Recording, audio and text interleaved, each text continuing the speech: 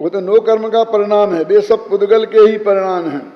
परमार्थ से जिस प्रकार घड़े के और मिट्टी के व्यापक भाव का सद्भाव होने से कर्ता कर्मपना है, उसी प्रकार पुद्गल के परिमाण के साथ पुद्गल के ही व्यापक भाव का सद्भाव होने से कर्ता कर्मपना है। अब ये थोड़ी न्याय की भाषा आ गई है। न्याय की भाषा ये कहते हैं कि जिसमें व्यापक संबंध होता है उसमें ही कर्ता कर्म संबंध होता है। अब ये व्यापक भाव जरा समझना पड़ेगा, थोड़ा कठिन है ना, लेकिन वो सरल के व्यामोह वाले तो गए ही, अब तो कठिन वाले ही रह गए, इसलिए अपन समझ सकते हैं शांति से, कोई दिक्कत वाली बात नहीं है। क्यों? ये व्याप्य और व्यापक जो मूल वस्तु है उसमें जो व्याप्य, अब इतना समझ लो, बड़ा होता है व्यापक और छोटा होता है व्याप्य। जैसे नीम और वृक्ष, अब ये एक पेड़ खड़ा है तो ये क्या है? ये नीम है और ये वृक्ष है, वृक्ष भी है। तो अब वृक्षत्व और नीमत्व दो चीजें, दो गुण हैं उसमें, लेकिन ये वृक्षत्व व्यापक है क्योंकि आम में भी वृक्ष है और भी पेड़ वृक्ष हैं, और नीम व्याप्य है। लेकिन नीम में कहीं भी वृक्षपना नहीं हो ऐसा नहीं है, समझ गया ना? ऐसे ही द्रव्य होता है व्यापक और पर्याय होती है व्याप्त, तो द्रव्य में पर्याय व्याप्त होती है। तो यहां ये कह रहे हैं कि घड़े में मिट्टी व्याप्त है, माने घड़े में कुमार व्याप्त नहीं है, कुमार नहीं घुसा है, लेकिन उसके रोम रोम में मिट्टी है, तो मिट्टी और घड़े के साथ व्यापक संबंध है। घड़ा है व्याप्य, मिट्टी है व्यापक, व्याप्त है माने व्यापक है, समझ गए ना आपके? तो ऐसे कहते हैं कि उदय की अपेक्षा इन तीनों में पुद्गल कर्म व्याप्त हो रहा है, इसलिए ये पुद्गल है।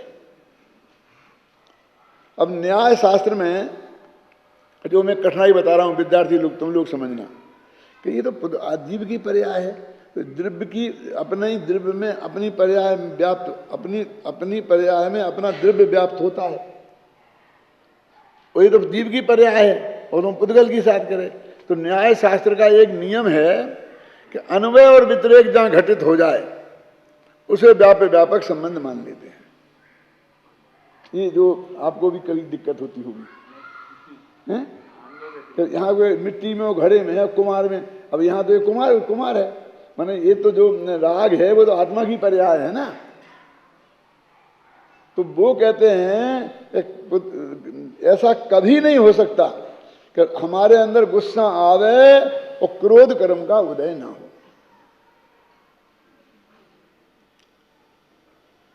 और हमारे लिए क्या कहा? गुस्सा आवे और क्रोध कर्म का उदय गारंटी से होगा ही, और क्रोध कर्म का इसमें व्यतिरेक लगेगा, वो उल्टा लगेगा। अब तो समझते ना, क्योंकि ऐसा कदाचित हो सकता है क्रोध कर्म का उदय हो और क्रोध पर्याय में ना हो, लेकिन क्रोध होगा तो क्रोध कर्म का उदय अवश्य होगा, क्या आप समझे ना? तो इनमें अन्वय व्यतिरेक घटित हो जाता है, इसलिए इन्हें व्यापक संबंध बना के इन सबको यहाँ पुद्गल कहा। देखो एक न्याय है कि हम दुनिया को दो भागों में बांटना। अब दो भागों में बांटना है तो एक में एक चीज को नक्की करनी पड़ेगी और बाकी सबको, कूड़ा करकट को, अच्छी चीजों को दूसरे भाग में डालना पड़ेगा। देखो अब क्रिकेट का मैच हो रहा है, अब हमें दो भागों में बांटना है, खिलाड़ी और दर्शक। बोलो, तो मुख्य तो खिलाड़ी ही है ना, जो 11 इस तरफ के और 11 उस तरफ के। जो खिलाड़ी हैं वे खिलाड़ी हैं और बाकी सब दर्शक हैं ना। यदि प्रधानमंत्री आके उस कोठी में बैठा होगा तो वो खिलाड़ी है कि दर्शक? क्या दर्शक कहते? तुम्हें शर्म नहीं आती? दर्शक तो ऐसे एरे गहरे नत्थु कहरे होते हैं, पब्लिक होती है। क्यों? वहां में पब्लिक ही है। आप समझ में आ गया? नहीं आए? वो कोई निंदा की बात नहीं है। दो भागों में बांटना है ना, हमने दूसरा भाग जनता रखा, दर्शक नाम रखा उसका। हम और तीसरा भाग नहीं बना सकते वहां। ऐसे ही हमने जीव और पुद्गल दो भागों में बांटा दुनिया को। तो हमको बाकी सब चीजों को, आकाश को भी पुद्गल कहना पड़ेगा, क्योंकि हम तीसरा हिस्सा रखा ही नहीं ना। दो भागों में बांटा, एक का नाम रख दिया जीव और एक का नाम रख दिया पुद्गल। अब वो कहते हैं पुद्गल तो रूप रसगंध स्पर्श वाला होता है, अब आकाश में रूप रसगंध स्पर्श बताओ कि भैया ये नहीं चलता है तुम्हारा। यहां तो हमें दो भागों में बांटना है, तो ये सारा भाग दूसरे भाग में डाला जाएगा। तो अरहंत सिद्ध भी, वो क्रिकेट के मैच के में अरहंत सिद्ध भगवान की क्या पोजीशन है बोलो दिलीप भाई? बिना टिकट के दर्शक।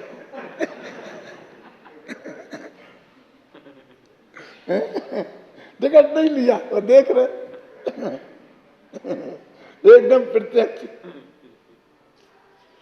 तो तुम इसमें बहस नहीं करो, क्योंकि हमें दो भागों में बांटना है। तो ये तुमने भागों में बांटा, तो ऐसा क्यों बांटा कि एक भाग में अपने आत्मा को रख लिया अकेले को, और एक में सारी सब चीज भर दी, कि हमें जिससे प्रयोजन है उसको हम रखेंगे नंबर 1 में, और जिसे हमें प्रयोजन नहीं है उन सबको नंबर 2 में जाके सबको एक साथ कर देंगे। तो हमें आत्मा कर्ता और बाकी कर्म कौन? ज्ञानावरणी, दशनावरणी, द्रव्य कर्म, नो कर्म और भाव कर्म। अब ये तीनों हो गए ना। तो यहां ये कहते हैं हमें इनकी पृथकता सिद्ध करनी है, तो इनका कर्ता आत्मा नहीं है, हमें तो ये बताना है, बस खत्म। क्योंकि हमारा उद्देश्य तुम्हें निश्चिंत करना है कि तुम्हारे माथे ये बोझा नहीं है कि हमारे माथे ले कौन करेगा, तुम्हें क्या लेना देना। क्यों? तुम निश्चिंत रहो, ये तुम्हारा काम नहीं है कि दादा वो तो ठीक है, लेकिन मुझे बताओ तो करेगा कौन? कि तुम्हें क्या करना था, तुम्हें नहीं करना, तुम्हें फ्री कर दिया ना, तुम्हें फ्री कर दिया ना, कि मैं ऐसे फ्री होने वाला नहीं। मुझे बताओ कौन करेगा? क्यों? कि कोई करेगा, चलो भगवान करेगा, कोई करेगा, तुम्हें क्या मतलब? तो ऐसे ही कहते हैं कि ये आत्मा इनका कर्ता नहीं है। तो वो कहते हैं हमें तो ये बताना है कि तुम्हारे माथे पे बोझा मत रखो। क्या? और ये क्या कहता है कि तुम कर्ता बताओ, तो कहते जाओ भैया पुद्गल है, अब बता, ठीक है, अब बहस मत कर, हमने बता दिया है तेरे को नाम कि मैं करूंगा, चल ये करेगा, अब ठीक है, कहीं वो ठीक नहीं कर पाएगा, अभी तेरा काम नहीं है, तू जा। माने उसमें बहस नहीं चलती कि एक केस में नियम नहीं है, रूप रसगंध स्पर्श वाला नहीं है, ये नहीं है, वे नहीं है। हमारी पुद्गल समस्या थोड़ी है, हमारी तो जीव की समस्या है। देखो इसमें मैंने लिखा है, देखो क्या है, देख के बताता हूँ। ये निकालो, आपका पेज नंबर 150 है पीछे, तुम्हारे पास समय सार है? नहीं तो वो अनुशीलन है ना, उसमें वो निकालो इस आत्मा का जो है पद्यानुवाद हिंदी का, कलश का कर्तृत्व भार से शून्य शोभायमान, सबसे नीचे की 2 पंक्तियां, 49 नंबर के कलश में सबसे नीचे की 2 पंक्तियां, कर्तृत्व भार से शून्य शोभायमान पूर्ण निर्भार मगन आत्म स्वभाव में।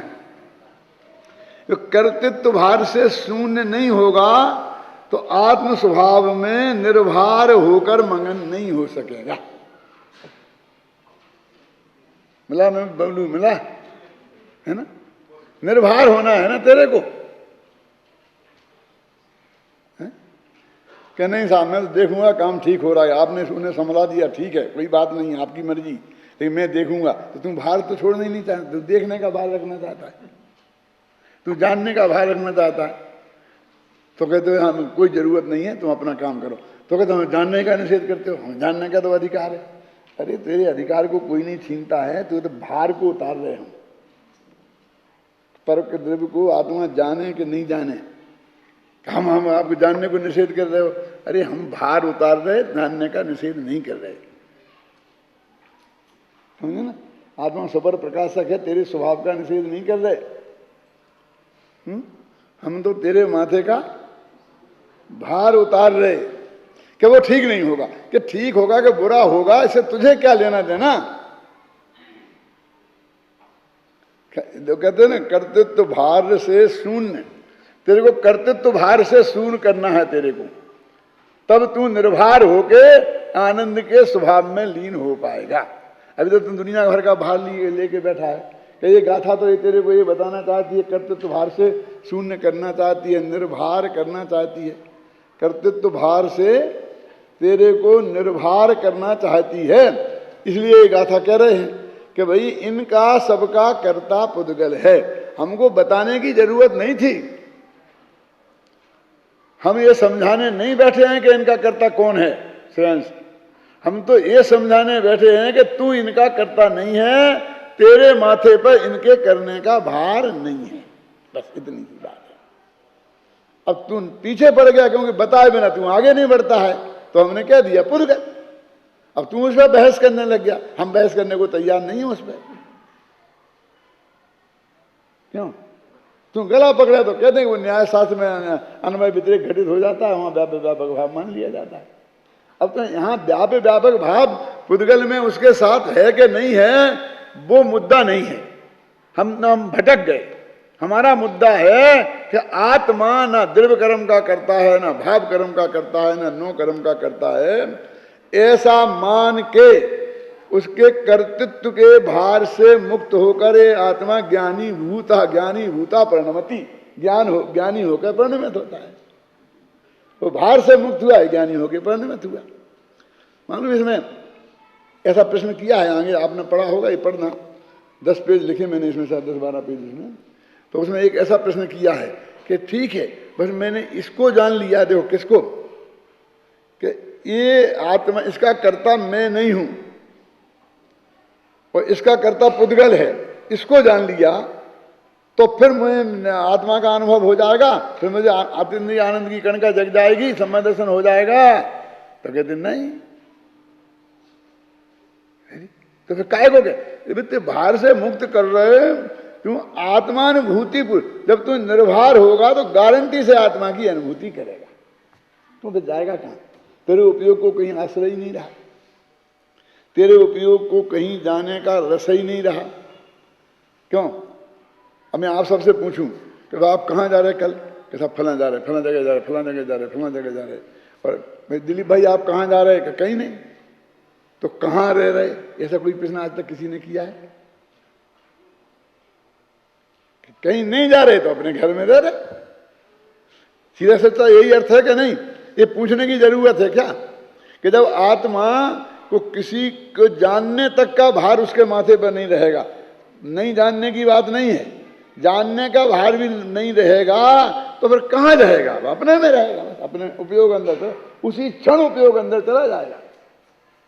यदि तो विकल्पात्मक ज्ञान में भी इतना पक्का निर्णय हो गया क्या, वो अनंतर पुरुषवर्ती पर्याय होगी कि तेरे माथे का पूरा भार उतर गया, तो अगले क्षण तेरे उपयोग के ज्ञान का ये भगवान आत्मा गारंटी से बनेगा बनेगा और बनेगा। ऐसा ही अनंतर पूर्ण क्षणवर्ती पर्यायों का क्रम है।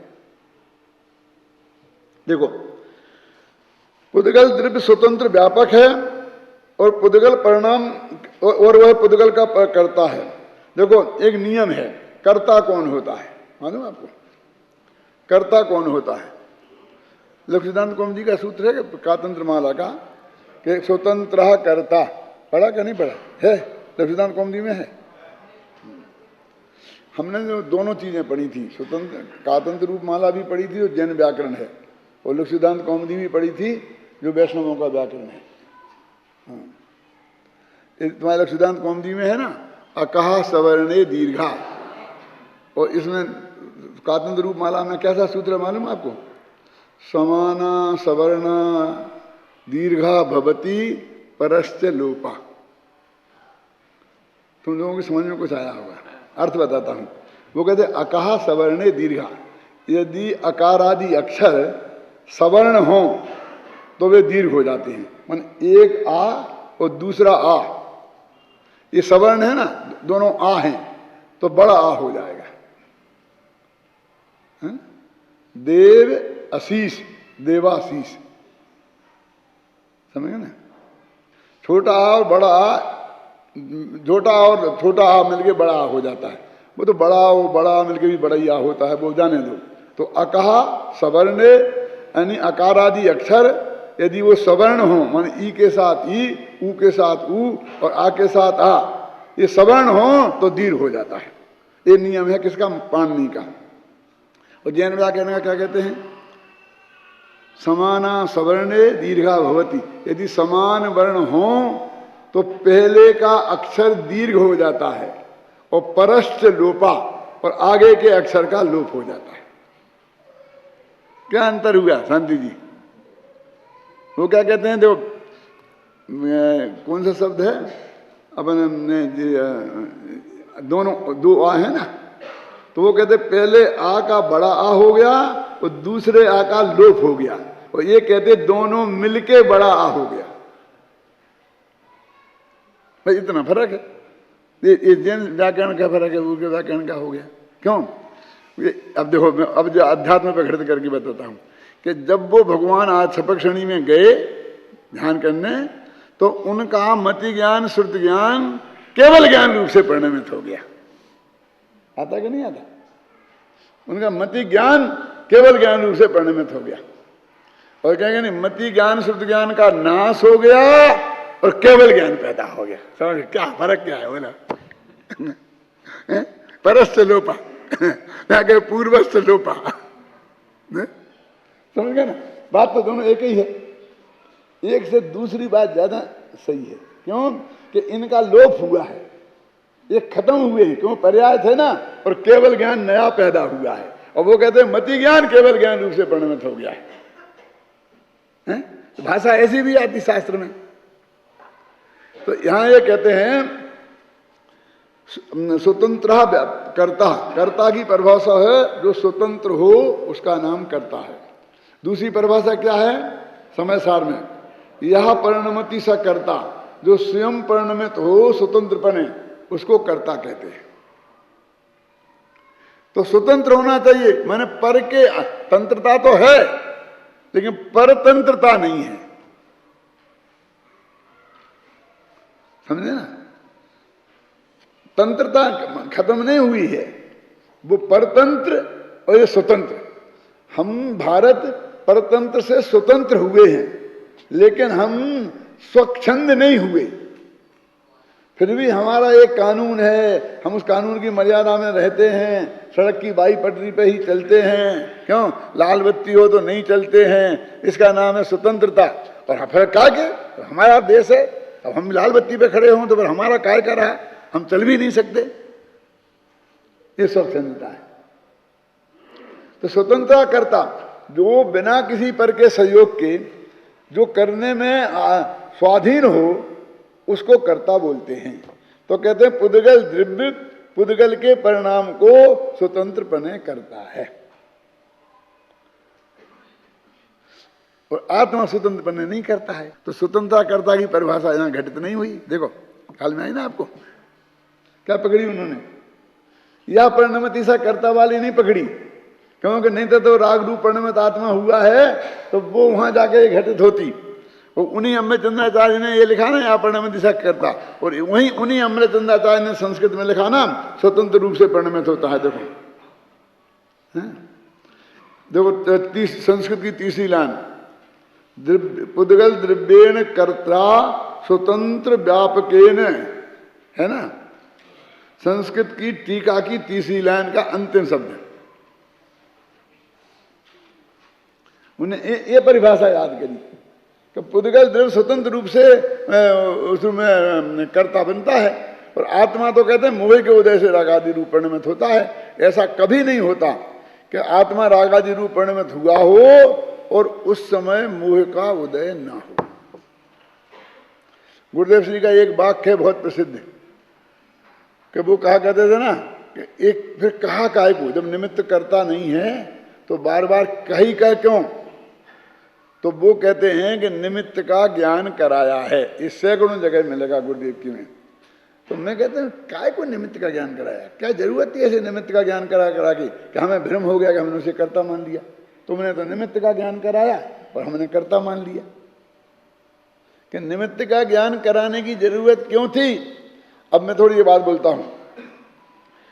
गुस्सा ये स्थूल है कि ज्ञानावरणादि क्रोध नामक जो द्रव्य कर्म है वो स्थूल है कि क्रोध नामक भाव है वो स्थूल है? सूक्ष्म कौन है, स्थूल कौन है?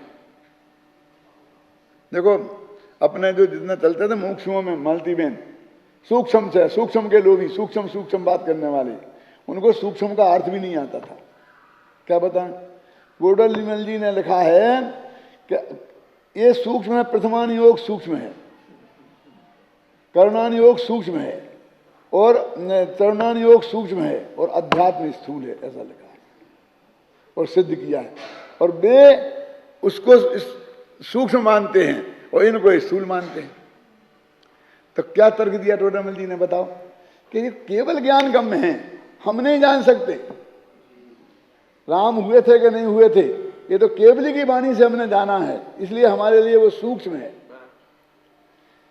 कौन से कर्म का उदय होता? गुस्सा आया तो क्रोध कर्म का उदय, क्रोध कर्म वहां है और उसका उदय है, ये हम नहीं जान सकते, हम आगम से जानना पड़ेगा, इसलिए हमारे लिए सूक्ष्म है।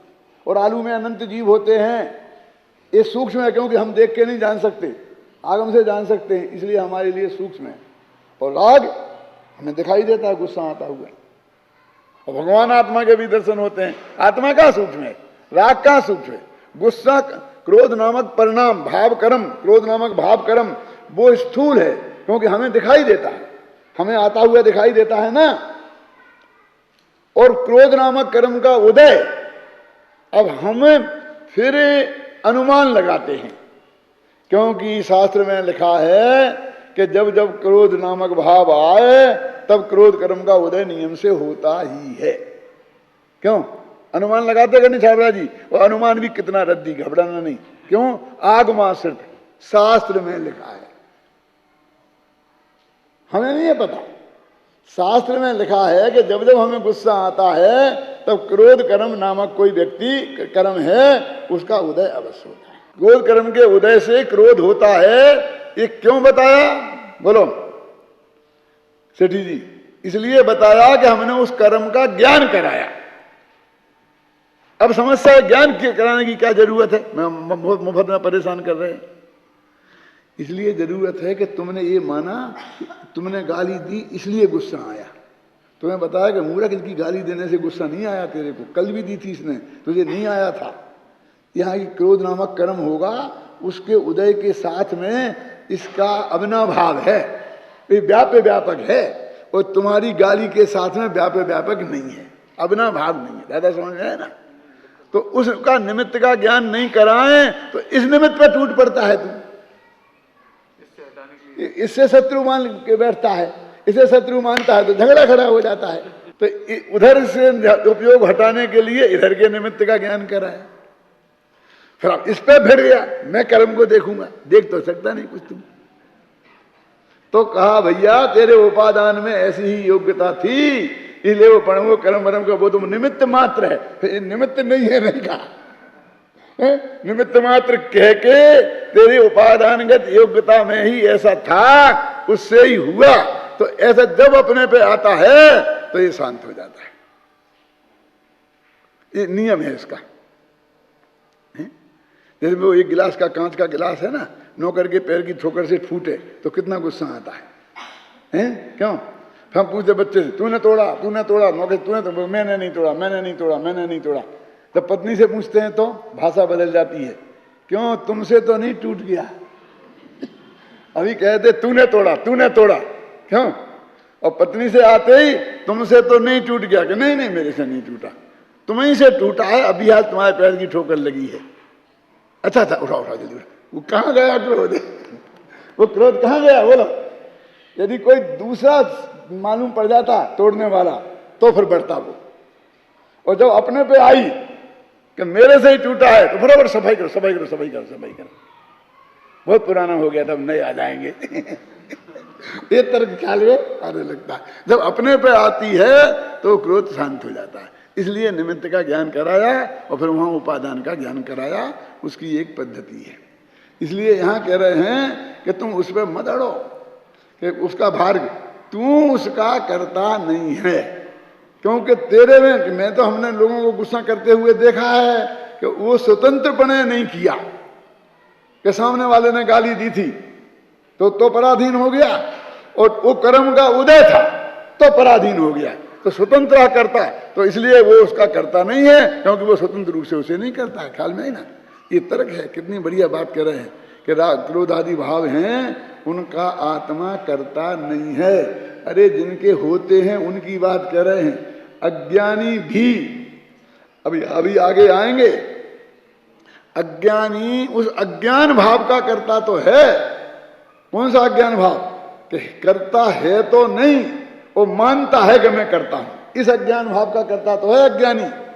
और ज्ञानी के भाव है ही नहीं, तो ज्ञानी तो ज्ञान भाव का करता है। कौन सा? कि वो जानता है कि मैं इसका करता नहीं हूं, इस ज्ञान क्रिया का करता ज्ञानी है। ये इस गाथा में बताया जा रहा है।